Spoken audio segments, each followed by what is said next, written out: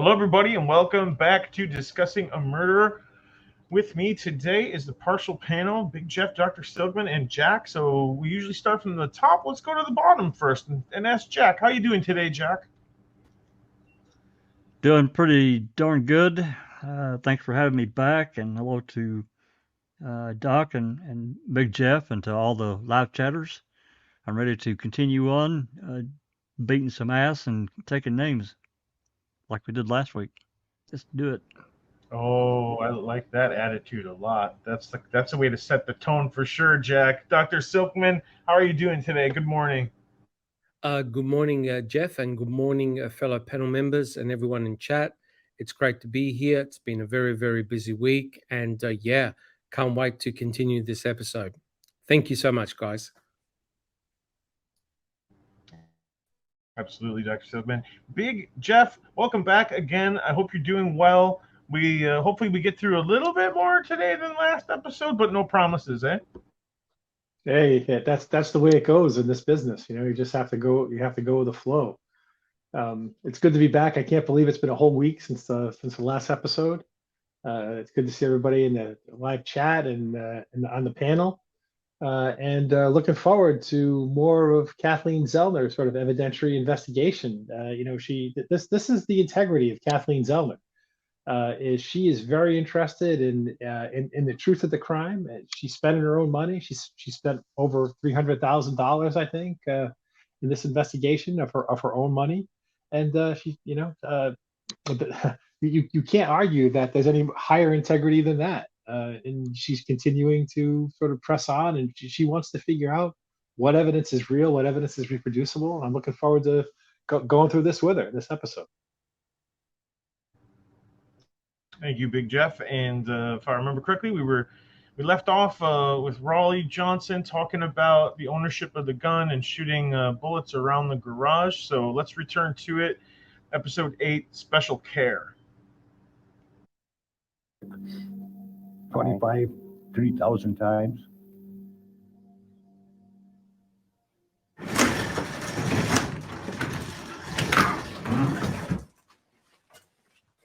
So this is the board. Oh, look at that. That's one of the ones that he thought was an exit hole. Sounds good. Okay. So it looks like there was a thin panel board. Then we've got behind it the foam board. They want samples from inside here. Right. Because he can identify the wood, he said. Sure. There's casings all over in here. I'll shoot through down here. Yep.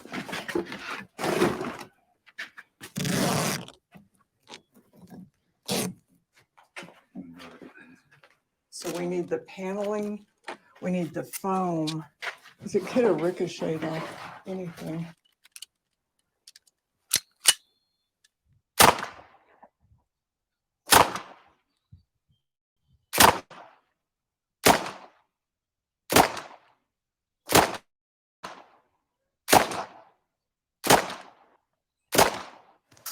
Oh, that's not bad shooting. No, not at all. Wow, I hit all on one little square.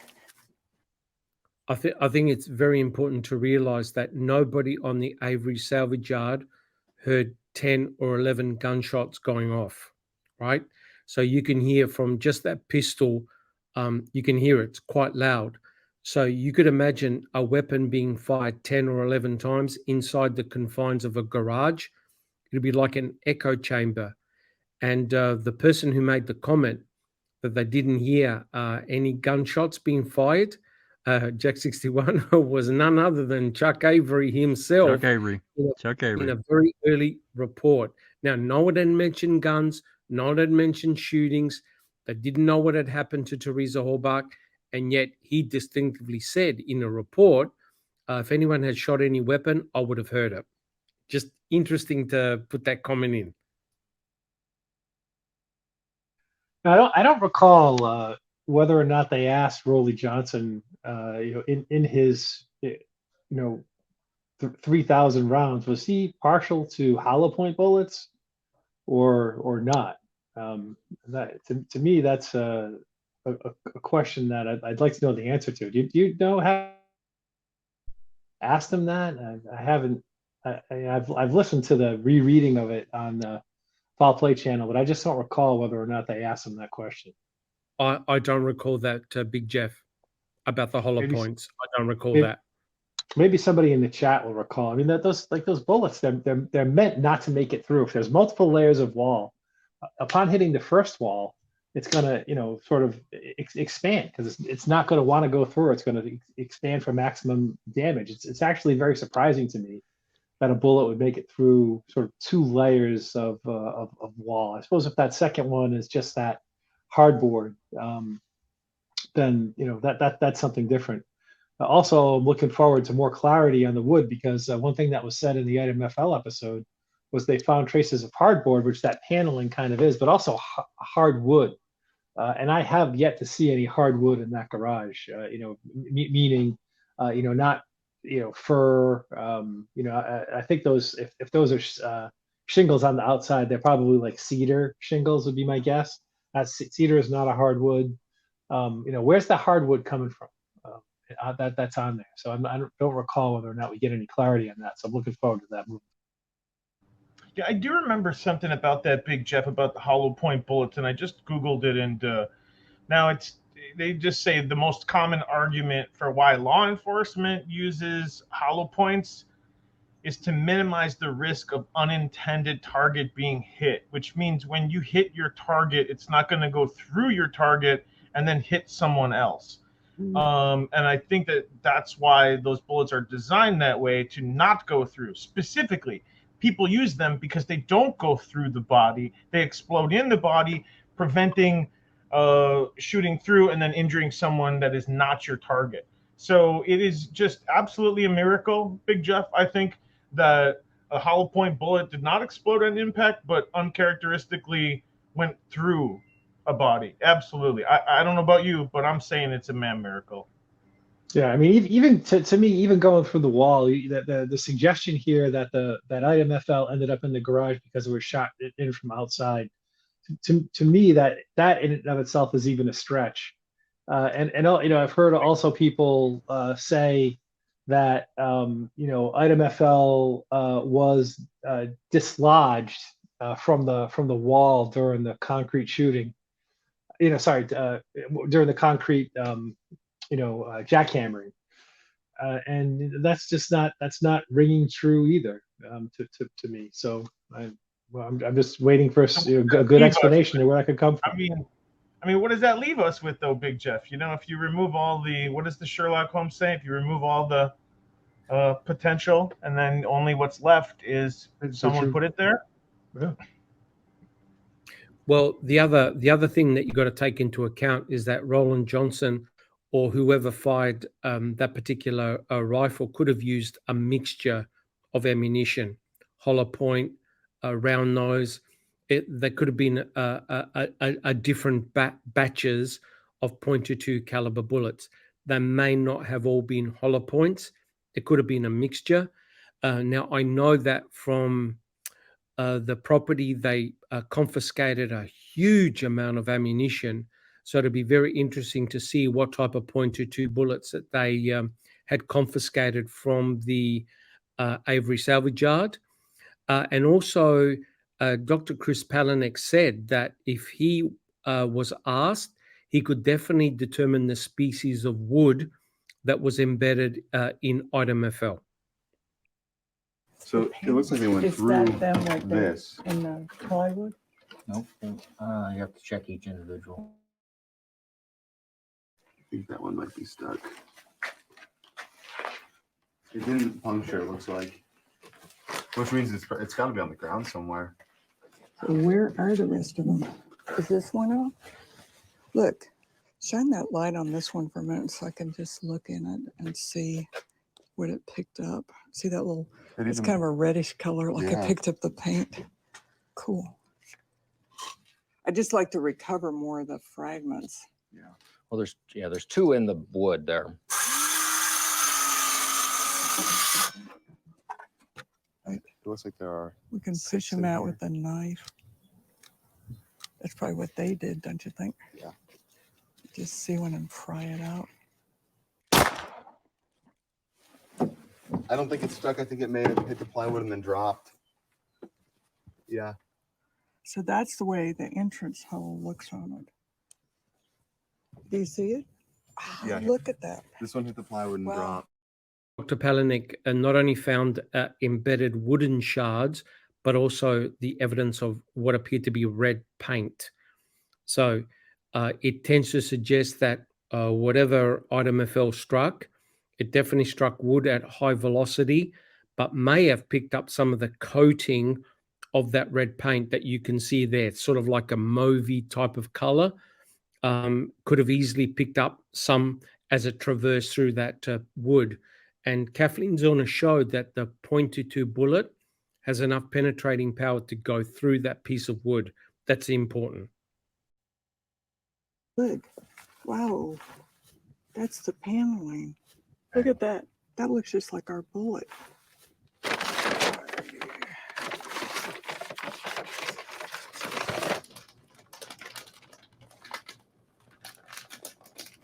There it is.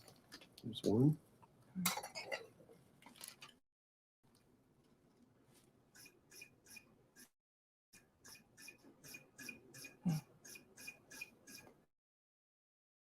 Doesn't that look similar, the color and everything to FL? The way the wood is just sitting on there. Yeah. What would be helpful is if we could do some type of side-by-side with FL. Let's see if I can pull up both of those. So here is Ours. one of ours, Okay. one of your exemplar shots, and here's FL on the left. I think it's a really good spot to just kind of take a look at those so we can all kind of take it in. Wood sitting right on top of lead, and here Right. you've got wood sitting right on top of lead. On the FL bullet, you do have this buildup of some Wax. sort of material. Yeah. Yeah.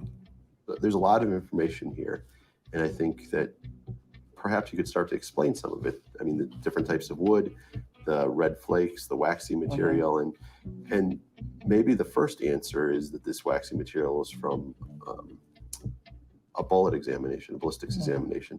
But it is interesting though that you've got some wood that's on top of the waxy material and some wood that's not. So let me save this so that we can go back to it if we need to.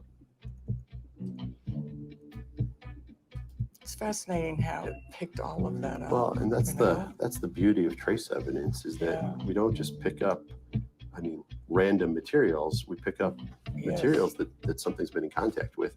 And a lot of times, whereas DNA can tell you, answer one question of who, trace can oftentimes give you information about other questions, such as how or in what order, you know, or even some information about time sometimes. And if we were to go then and pull off these individual particles, which are, you know, fairly small, but we can pull these off, and there's enough information in these to start to identify information about the genus and maybe even the species of the wood types. And then we could look at the reference samples, the board that you've pulled out of the garage that you fired through, and possibly tie this together.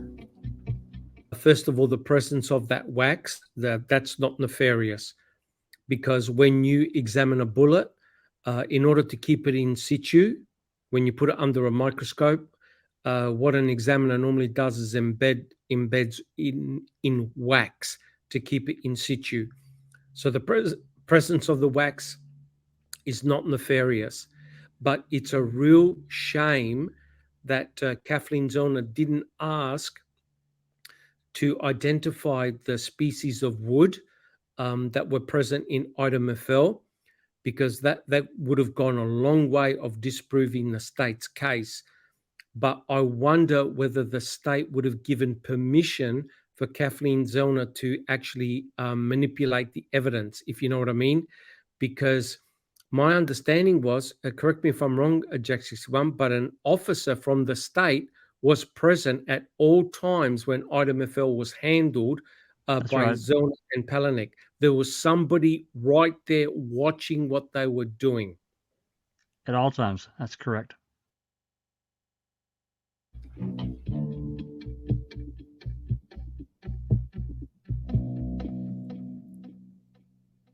Somebody just took a bullet fragment from the wall and put it under the compressor, but they had to put DNA on it. So I decided I wanted to figure out what were the sources of Teresa's DNA. We know that the DNA on FL, there's only 8.6 nanograms, which is a minuscule amount for blood. And it rules out skin cells from the inside of the scalp because there'd be many more, there'd be a much higher number. So then the question becomes, well, where did that DNA come from?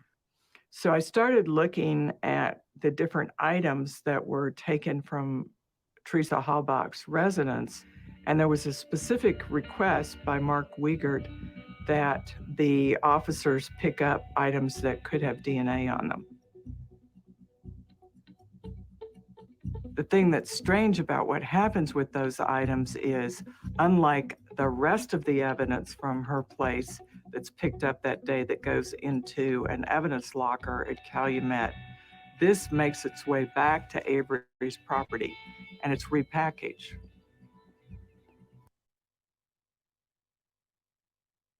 To say what? Well, that's what they did. They used that as the central processing facility for evidence, including evidence that they grabbed from Teresa Halbach's apartment, evidently. So it was, It was a collection point. yeah. I got to ask you, Doc. Is that gonna where isn't there just like too many opportunities for cross contamination by doing something so ridiculous? There is, but I'll tell you right now, the source of the DNA on item FL is definitely not from a chapstick. There Doc. is no way on God's earth do you dip item FL into a chapstick, because if somebody did, the amount of wax on that bullet will be phenomenal. Because remember, this was examined by trace evidence. And also, there's one big problem using a chapstick, and that is you've got no proof that it was only Teresa Halbach that had particularly used that chapstick. That's a stupid thing, and I bet you if Kathleen Zorner had her time again, she would never make that comment regarding the chapstick. No, I have a question that I'm actually going to ask you to speculate, and you Jeff and Big Jeff, you can too. But if you were to speculate as to where these nucleated cells or whatever she said was on that bullet fragment, what is your suspicion where it came from? Even if you have to speculate, it's fine. I don't think there's any speculation required at all, and that is it came from the laboratory itself. Because remember, you've got the DNA analyst Cherie Cohane who's handling forensic samples, and one of the big problems is whenever you're isolating genomic DNA is, and that's from nucleated cells, of course, is that genomic DNA is present in high concentrations, which means the chance of you contaminating other samples is very high. So if Cherie Cohane had access to Teresa Halbach's DNA anywhere near her workbench, then it's a very high chance that she could have either accidentally contaminated the item FL tube or deliberately added DNA from Teresa Halbach. And it just so happens that one of the items that she processed at the same time, I believe that she did item FL, because it's in the same report, was the touch DNA on the inner door handle of the RAV4. Yep. And that came back as positive for Teresa Halbach's DNA, which means that at her workbench, she had a swab that had Teresa Halbach's DNA. Touch DNA, right? Yeah, touch DNA. Touch DNA, which will be present in low concentrations. That's exactly what we find with item FL, low concentrations of DNA. And what makes it very suspicious is that Cherie Cohane had a contamination event at her bench. She added her own DNA accidentally to the PCR negative control. that means she had a contamination event.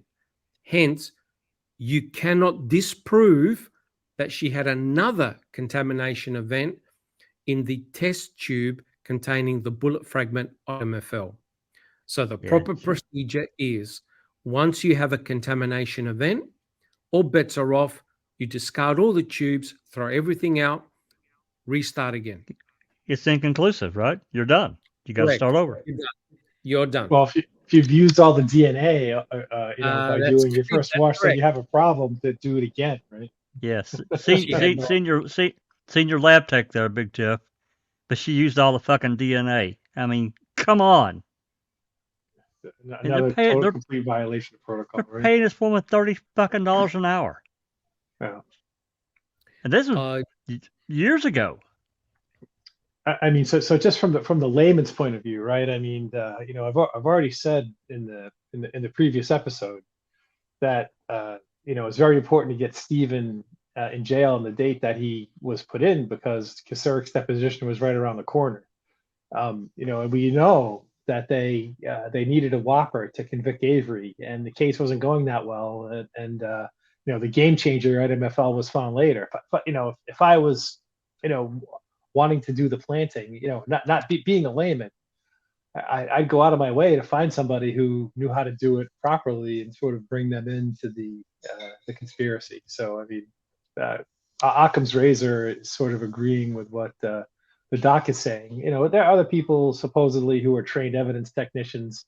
I think that's the reason why they were able to argue that they were using people like Coburn, right? Because he was trained evidence collection technician.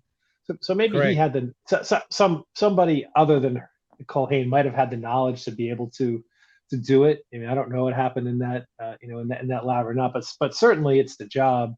If you're interested in getting that DNA on there, you got to go to somebody who has some expertise in that area, to make sure you put her in the garage or the trailer. So I don't have that expertise myself. The truth is, you talked about if there was, and I don't even like to call it a conspiracy. I just call it more of a people that were going to get it done. The truth is, you needed 2, at max 3 people to make this work. That's my belief. No more than that.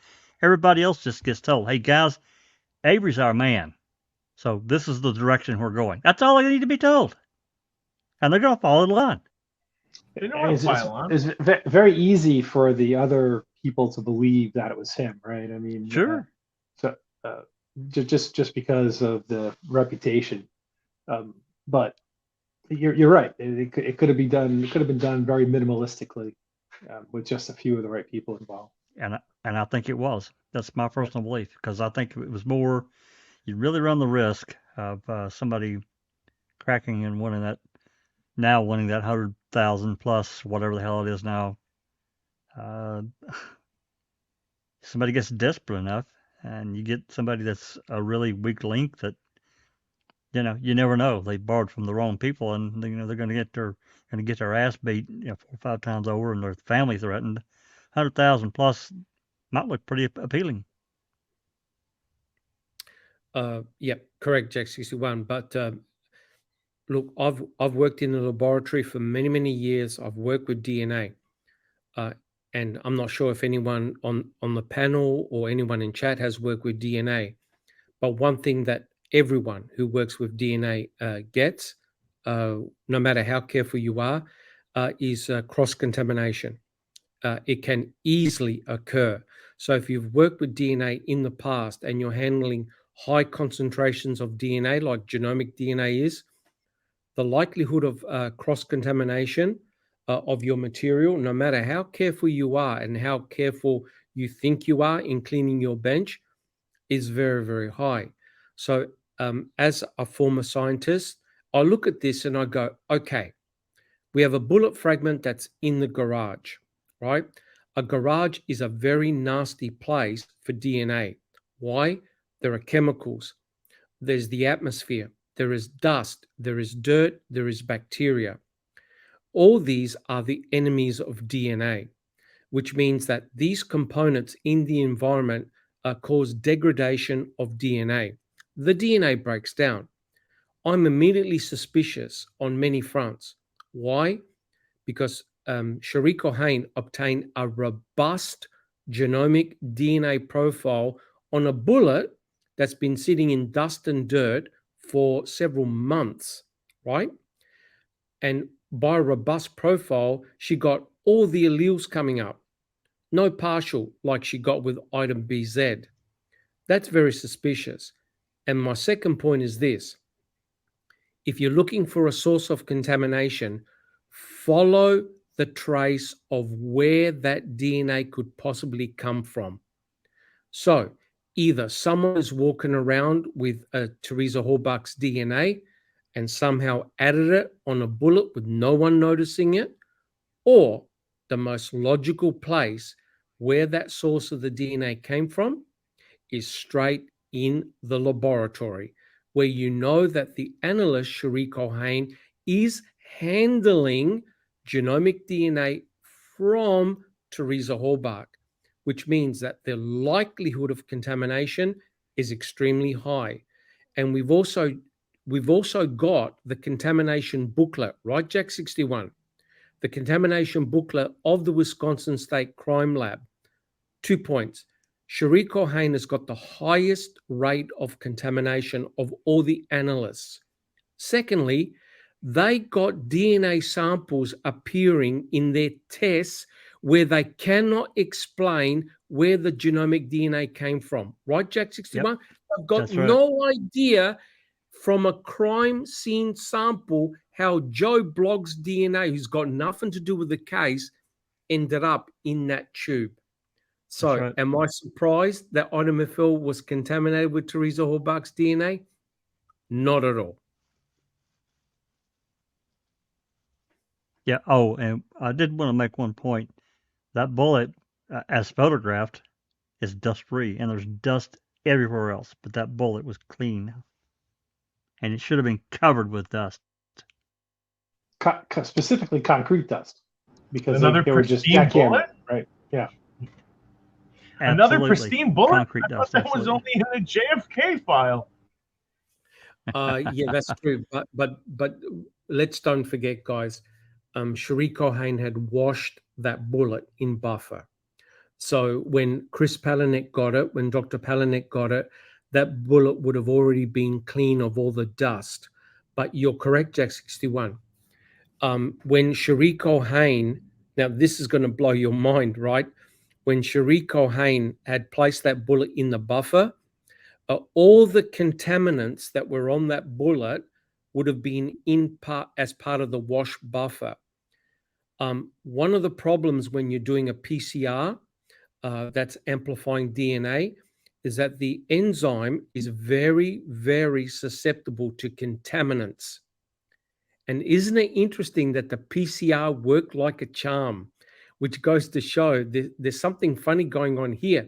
If that bullet was covered in concrete dust, you could imagine that all the trace elements and material, unless Shariko Hain was miraculously able to remove all the contaminants, it's very unlikely that that PCR reaction would have worked as well as it did.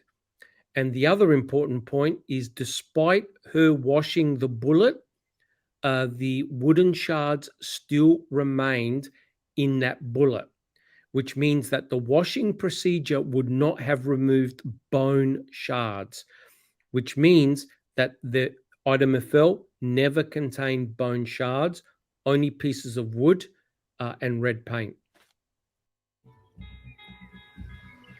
So we've got DNA on the bullet that's much more consistent with chapstick DNA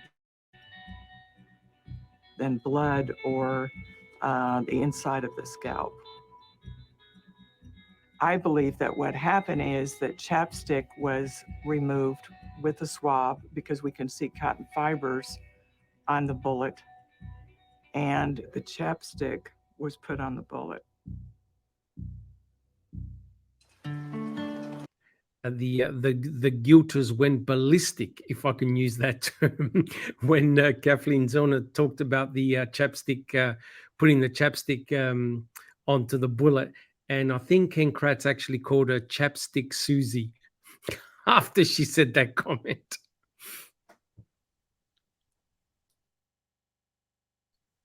I mean, I think what's interesting there is that somebody with experience in handling DNA probably would have used this if they were planting evidence. They would have used a swab to apply it, right? If you're doing a planting scenario, you probably don't even need to do that, Jeff. All you need to do is to actually squirt a bit of genomic DNA into the PCR tube from Teresa Horbach, and that's it. That's all you need. Your PCR will amplify that DNA that's there. So the DNA, let's get one thing straight. The DNA is called template DNA, right? So if you add some genomic DNA from Teresa Horbach, the enzymes will amplify it up and you'll get a PCR profile, right? So the enzymes look for that so-called template DNA and amplify it up. You can either, now this is my point that I made several episodes ago, you either add it deliberately, which is evidence tampering, or you add it accidentally, right? So Shariko Hain has got something to answer for right here.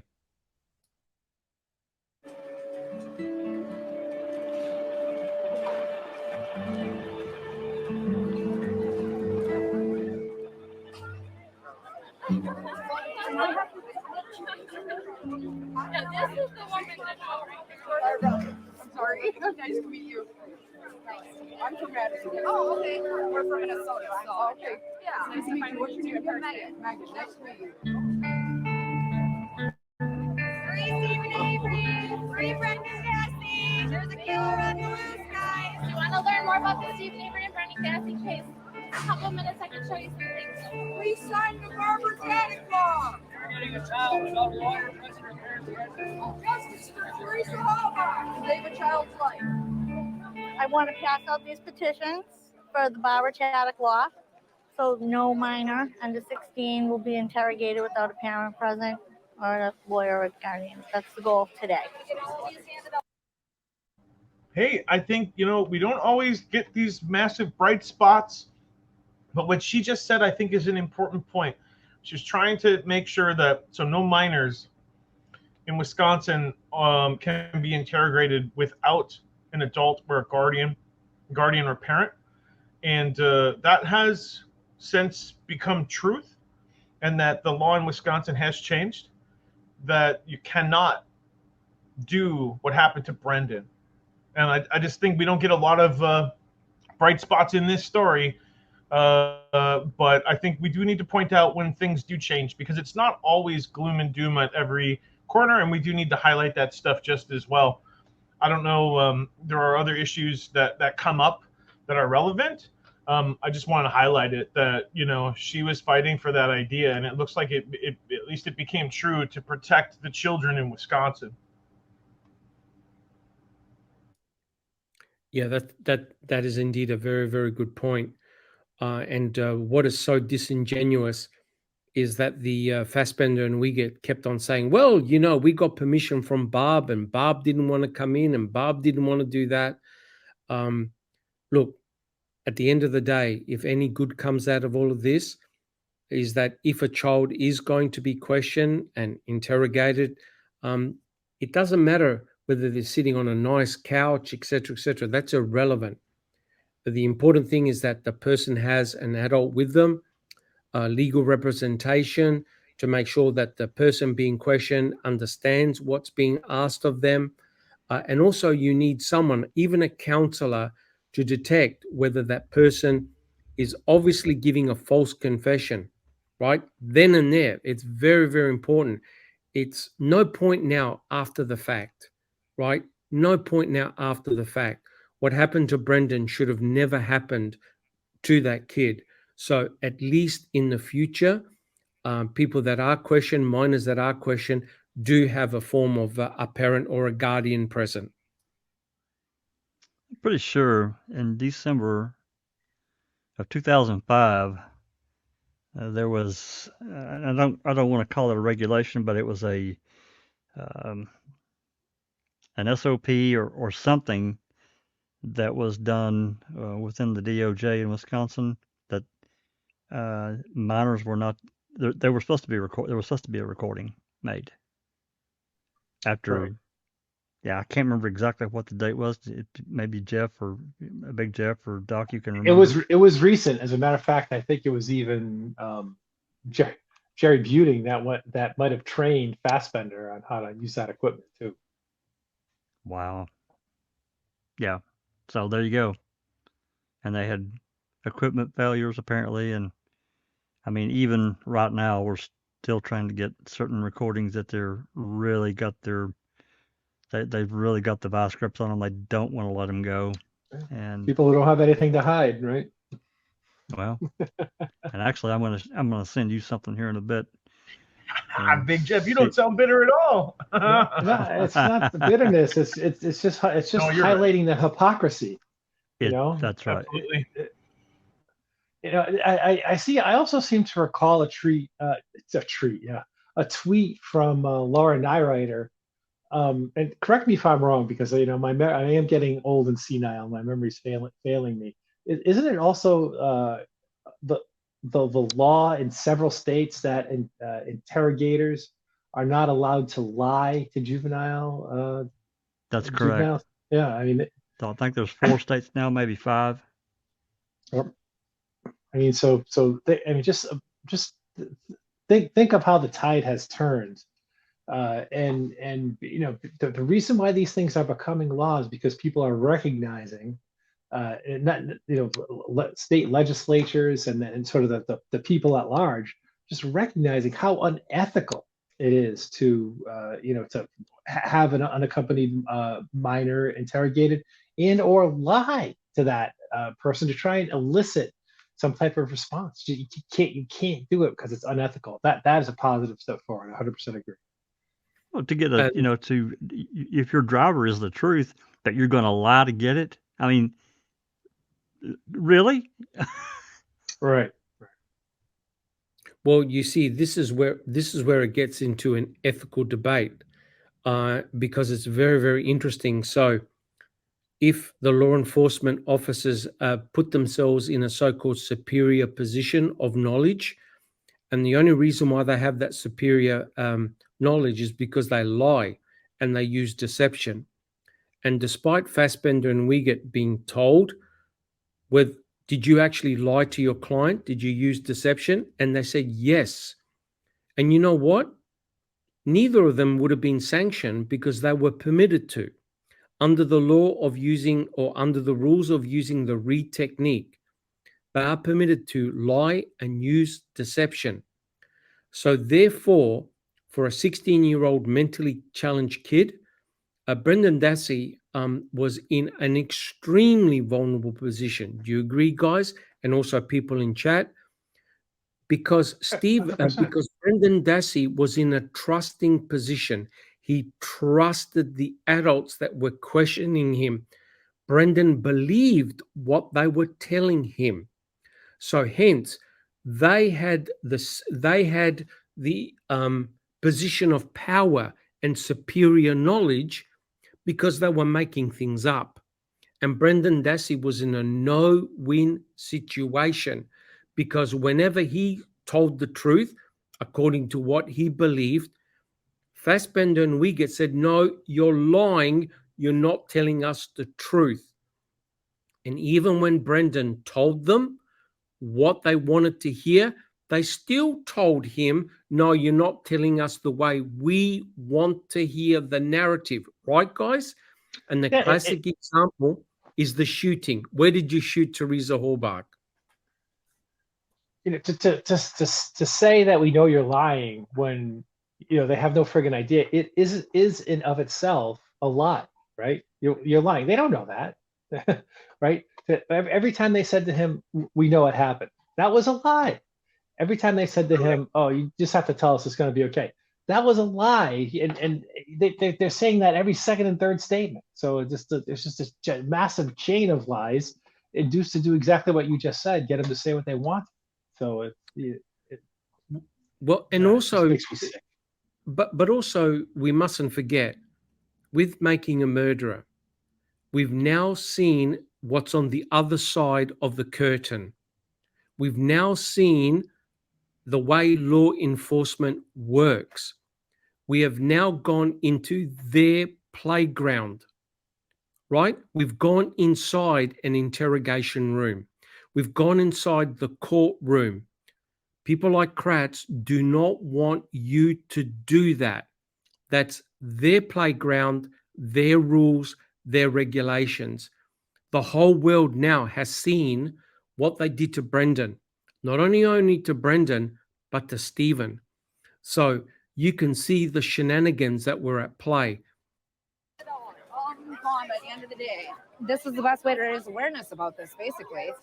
More people needed to know. I mean, what happened to Brendan shouldn't have happened. The petitions and the affidavits is all on Kathleen's website. You're a supporter. You've got more support than you think you do. I'll tell you that. I hope Kathleen Zellner, after she just put her brief in Friday, destroys the whole case and Stephen gets cleared and they both come home. That's what I hope. It'll happen.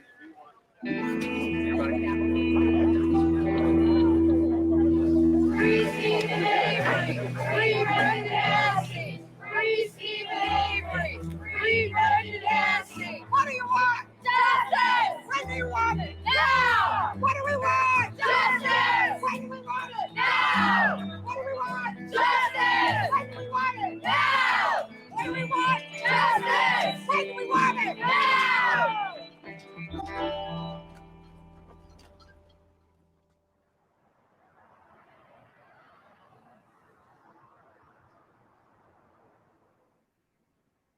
We were each in our separate offices on the same conference call, and I happened to glance at my computer and up pops the email notification. And I clicked on it and one word popped out: affirmed. That's all I read.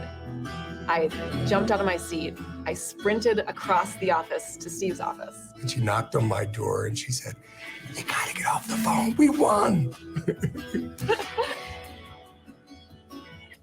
In a 2-1 decision, a federal appeals court panel in Chicago upholds a judge's ruling to toss out Dassey's first-degree intentional homicide conviction. It's 128 pages long. I've read through what I can. Bottom line, the federal judges say that Dassey's confession was coerced. Today, a 3-judge panel of the 7th Circuit Court of Appeals ordered the state to retry Dassey within 90 days or set him free.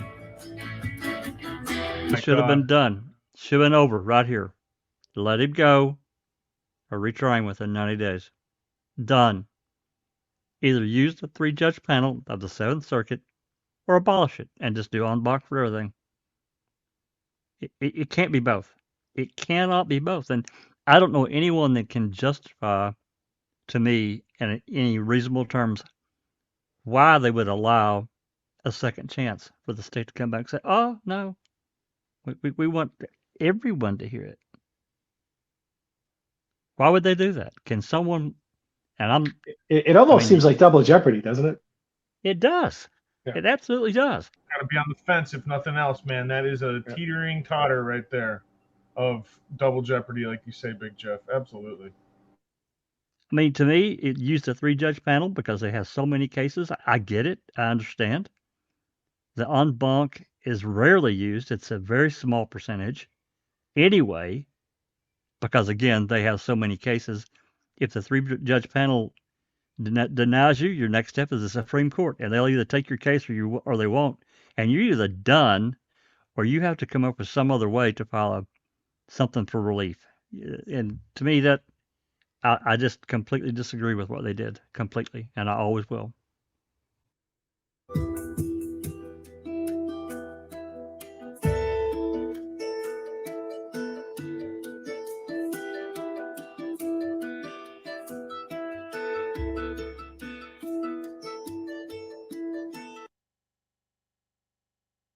The words that were just coming across the screen are so, I should back up. No reasonable court could have any confidence that this was a voluntary confession. No reasonable court. That's right. She characterizes it as psychologically manipulative interrogation techniques. That's the Reed technique in a nutshell. That's what you're trying to do. Right? You tell lies, you coerce, you paint them into a corner. it is indeed psychologically manipulated. I looked up the word anathema, and it says something or someone that one vehemently dislikes.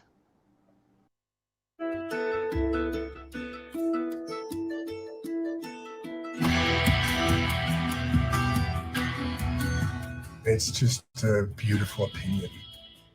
Judge Duffin's opinion floored us, but the opinion by Judge Rovner was even more incredible.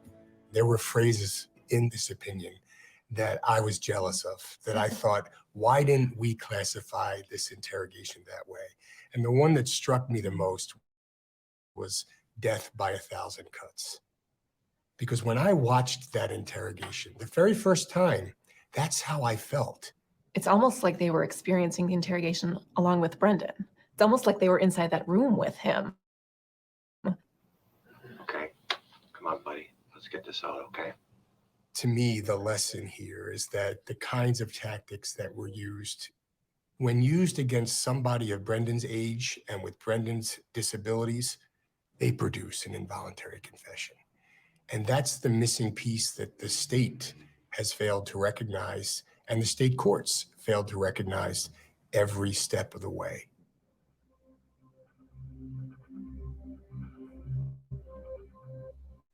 If you want absolute solid proof of how bad the read technique is, listen to the interrogation of Matt Livers, right, Jack 61, who was charged in murdering his grandparents. This is in Nebraska. Awful. The same thing that happened to Brendan happened to Matt Livers, right? And what's remarkable with Matt Livers' case, the very next day, he went back and he told the detectives and said to them, I only told you what you just wanted to hear because I wanted to get out of there. Let that be a lesson on how bad the read technique is, guys. Shocking. Once did the state courts ask themselves, how would a 16-year-old have understood these words being said to him? How would a 16-year-old with limitations like Brendan's understand the words being said to him? That special care that the Constitution requires was absent from the state court decision in this case. The Seventh Circuit concluded not just that the state court was wrong in the way it handled Brendan's case, but that it was so unreasonably wrong that no other reasonable judge could have ever agreed with them.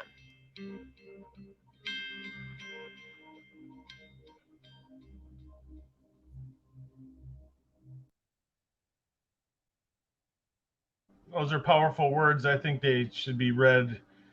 Yet even given the constraints of the EDTA, we must conclude that the state's court's determination was an unreasonable application of Supreme Court precedent.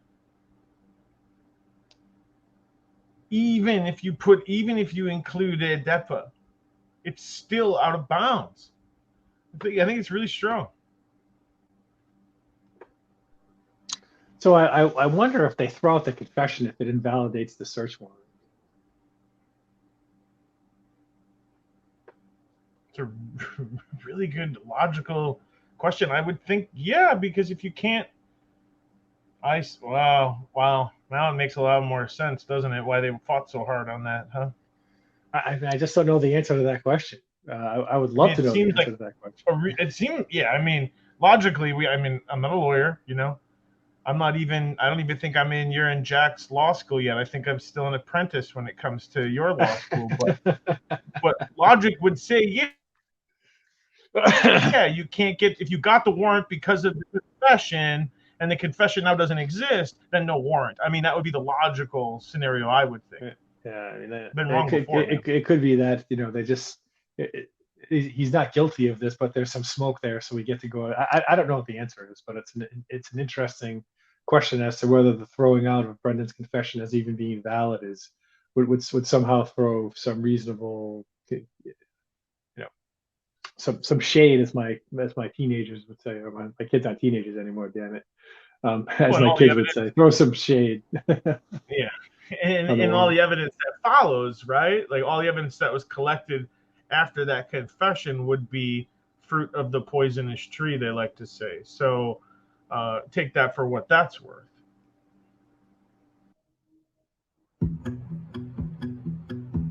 The state of Wisconsin has already issued a statement saying that they will take it as far as they can to keep Dassey behind bars. Tonight, after receiving multiple requests to pardon Dassey, Governor Walker says it's in the best interest to let the courts handle it. If he's ultimately innocent or there's complications, then that should be handled through the courts, and that's the process they've taken right now. Attorney General Brad Schimmel now has 90 days to figure out what he will do next. The Wisconsin Department of Justice adding that they send their condolences to the Halbach family.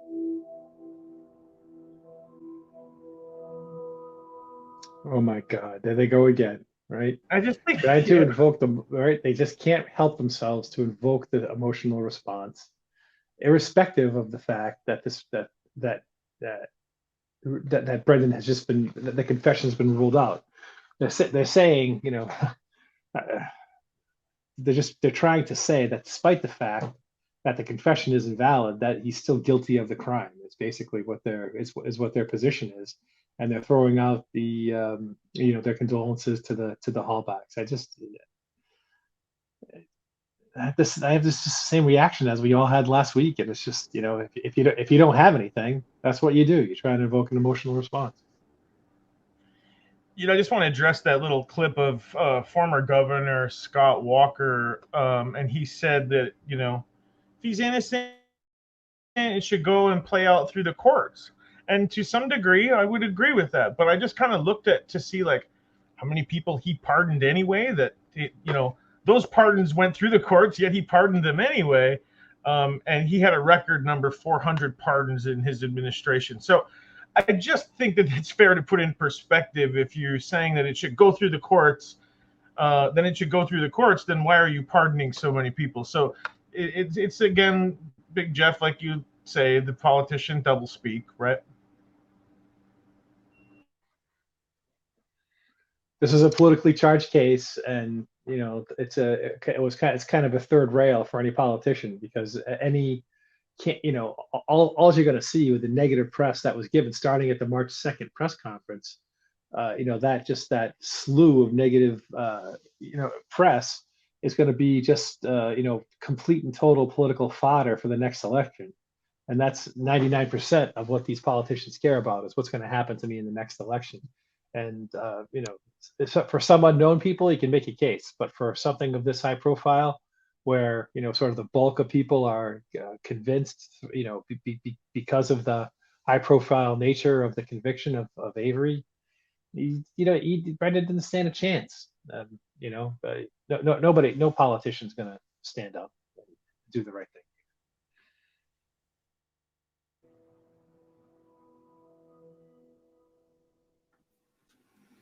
We went out last night, and Barbara was all smiles and everything else, and she said soon my boy would be home. When Brendan was supposed to come home in Thanksgiving, you know, they were all ready to go pick him up, and then they weren't allowed. You know, state fought it to that point. And I'm thinking that's the same this time around. Mm-hmm. It's frustrating. You got a person sitting in prison. You got a judge that says, well, that the thing was coerced or whatever you want to call it, and that was dropped or whatever. And then the kid is still sitting there. And then the state still wants to fight it. What's left? I just kind of want to let his words resonate a little bit on that, because I like the way he frames it. You know, even Earl's just sitting there saying what we just went over, what we just said. You got a judge saying it's a coerced confession. So why is this guy still in there? I mean, it's not cut and dry to me as well. And I think, and I'm glad Earl framed it that way. I really am. Yeah, it's just not right. The panel of 3 judges said, you know, that it was coerced. He should have been let out that day. what danger does he really pose to society? Is he going to color some nasty pictures? That's what a kid does. He plays dominoes and colors pictures. He doesn't have, and what one day he took some extra food, and that's the biggest crime he's committed since he's been in prison. Was taking some extra food back to his room, his cell, because he was hungry. Big Brisk, letting him out. They don't got no other evidence against the kid. Nothing. Why are they fighting it? So many twists and turns. Where does it go from here? Well, look, the Wisconsin authorities now have to make a decision. Where do they go? They're one of three things they can do. Number one, they can go to the full Seventh Circuit Court of Appeals. Remember, these are only 3 judges that decided this. You've got the opportunity to say, we want the whole court to review it. The other thing they could do is appeal to the U.S. Supreme Court. I don't think the U.S. Supreme Court is going to hear this. And the other thing they could do, which is what I think that they should do, is drop this.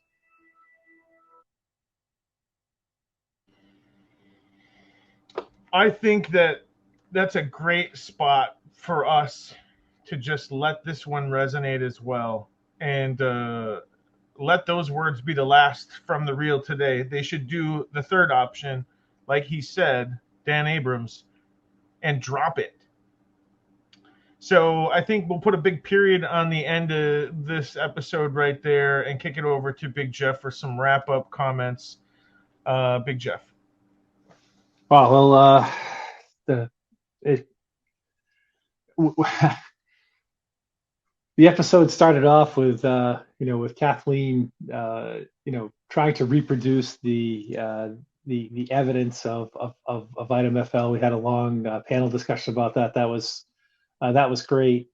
And right now this episode is ending on a seemingly high note, but we know the falseness of this high note because we get to look back and we know what the answer is in retrospect. So even though everybody's on top of the world right now, it just seems we just knowing what happens and the method through which it happened is just kind of leaves me very deflated and and a little bit sick to my stomach just because of the level of injustice that just happened to this kid all the way through this process. He didn't have anybody that was on his side the whole way through until Laura Nyrider showed up. And I'm not talking about his family. I'm talking about his legal representation.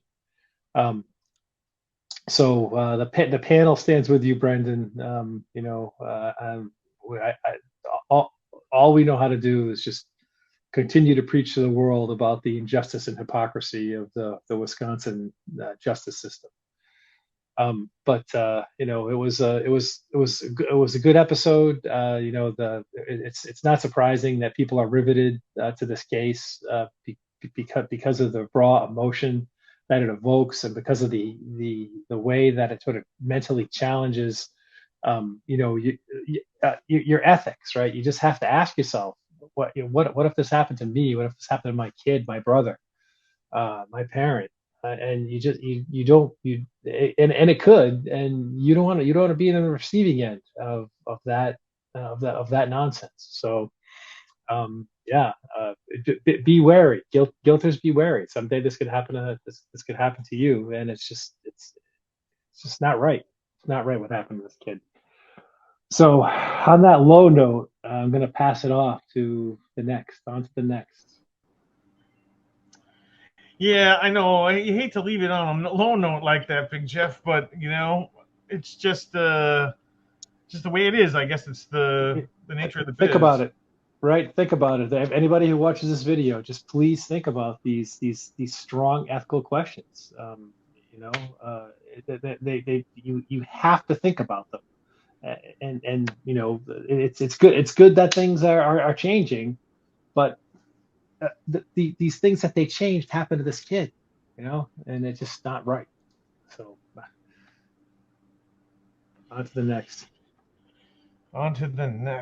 Absolutely.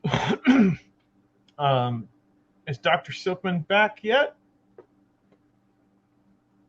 Okay. We'll go on to Jack. Jack, You got the job of leading us out of episode 35. Well, as Big Jeff said, we started off talking about Item FL. We haven't got really to the headlights yet, but Item FL is as good a place to start because it was first, and this happened directly as a result of what they did to Brendan. Starting in late February, moving to Fox, then moving on to Fox Hills, and then a couple of days later, bringing him down to, well, it was 3 interviews actually on the 27th of February 2006, and then a couple of days later, bringing him down to the station, and this is where they let him off the garden path. And no matter what, I talked to people in various, mainly Reddit and Twitter, but I've seen these comments time and again. Steven's guilty, but that kid Brendan, he really got screwed. And they say this without realizing that without Brendan, the case against Steven is completely different. No matter how you slice it. Item FL, which is the bullet fragment, and the hoodlight swab. These are 2 key pieces of evidence that the state used against Avery. So, I think this is, and then getting into the 7th Circuit and all this, I think Dan Abrams said it right. They should have dropped the case, let the kid come home. It's just such a complete farce what they did. And still maintain this grip on both of them. They had to have Brendan, and that's exactly what they did. And I'm going to put a pin in it right there. Thank you very much. Thank you, Jack. Absolutely. I feel like if this was a house of cards, they'd be living in a duplex, right? That's how the cases fit together. You know what I'm saying, right? All right. No, I don't. No, I don't get that one at all. No, if this is a house of cards, right? It would be crumbling down, right? And the evidence, like if you take apart one of the sides of the house, one part of the case, like either Brendan's case or Steven's case, they're like it's like a deck of cards house. But if you take one piece out, they both fall, right? Because it's a duplex. They're living in this under the same structure, right? Yeah, I think that's. I get it now. It was a little far for me. Sorry, yeah, a little stretch. I gotta watch my analogies. I gotta think through my analogies a little bit better. Well, awesome. Well, absolutely. Well, thank you again, and thanks to everybody out there for tuning in. And we will see you next week. Oh, wait a minute. I got to give my summation. Hey, man, I just called you. I didn't know you. Welcome back. Go ahead. I just come back. Come back. Well, Dr. Silkman, your turn for your summation. Thank you so much, guys. Yeah, look, this was a very frustrating episode. Really very interesting in terms of how different the approaches were for Stephen Avery. In terms of Kathleen Zellner is trying to reproduce all the forensic evidence, whereas the approach by Nyrider and Drizzen is very, very different. They're very calm, very quiet, and they're trying to educate the population at large of how bad the Reed technique is. And we can see the effects that it's had on Brendan Dassey. So the episode was very, very interesting for multiple reasons, and I can't wait for the next part. Thank you, everyone, and thanks everyone in chat. Well, thank you very much, Dr. Silkman. So that's it for today, guys. For Dr. Silkman and Jack and Big Jeff, this is Jeff Jones saying this has been Discussing a Murderer.